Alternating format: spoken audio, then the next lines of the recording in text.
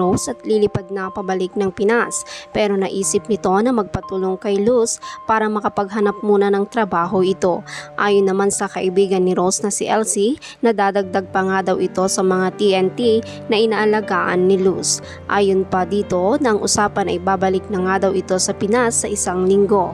Ngunit saad naman ni Rose na baka nga daw isinadya ng tadhana na madugtungan pa yung buhay niya dahil malapit na silang magkita ng anak nito. Sagot naman ni Elsie na kung magkikita nga daw sila ng anak niya ay mangyayari din ito sa tamang panahon. Pero pinilit pa rin ni Elsie na pauwiin si Rose dahil nakatakda na nga din daw itong lumubog sa utang. Samantala, pinakita naman ni Matt kay Lily ang mga larawan ng mga naghahanap kay Sandra. Mukha nga daw hindi kakilala ni Sandra ang mga ito at malamang ang mga ito daw ay inutusan ni Rose. Muling ibinaling ni Lily ang tingin sa larawan na ipinakita ni Matt sa kanya at nasabi nga nito na kilala daw niya ang mga taong yon. Nasabi din nito ng matanda kay Matt na ibig daw sabihin ay naroon pa din si Rose. Ito na daw ang oras para ma-realize ni Rose na ginagawa nito ang sinasabi niya at hindi din biro ang banta nito. Para makabawi naman kahit papaano si Rose ay pinaghanda niya ng makakain ang kanyang mga kaibigan. Masayang nagsalo-salo ang mga ito dahil na din sa pagkakapasa ni Jerry.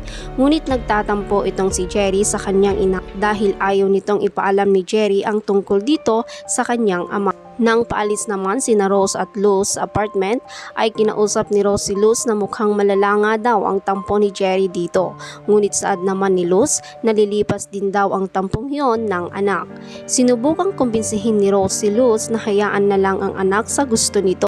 Ayon naman kay Luz na kung alam lang daw nito ang traumang pinagdaanan niya sa lalaking yon. Saad naman ni Rose na kailangan daw ba talagang madamay si Jerry? Ayon pa dito na hindi naman daw siguro ginagamit ni Luz ang anak para parusahan ang ex nito. Sagot naman dito ni Luz na kung oo ay deserve daw niya. Napansin din ni Luz na parang kinakampihan ni Rose yung ex niya kaya napatanong si Luz dito kung mas kinakampihan daw ba ni Rose ang ex nito. Saad naman ni Rose na hindi naman daw sa kinakampihan niya pero pag sa mga ganoong problema daw ng mag-asawa ay ang mga anak ang nagdudusa.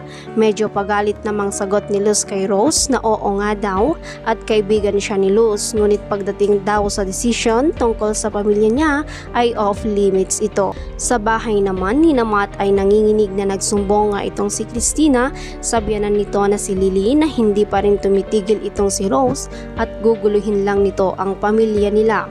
Pinakalma naman ni Lily ang babae at sinabing wag istresin ang sarili at ang dala-dala nitong bata sa sinapupunan niya dahil lang sa babaeng yon. Ngunit saad naman ni Christina na paano nga daw siya hindi mai-stress sa Rose na yon ayaw pa rin nitong tumigil. Tumayo ang matanda mula sa pagkakaupo at matapang na sinabi na bibigyan nga daw niya ng leksyon si Rose at ang lahat ng taong tumutulong sa kanya.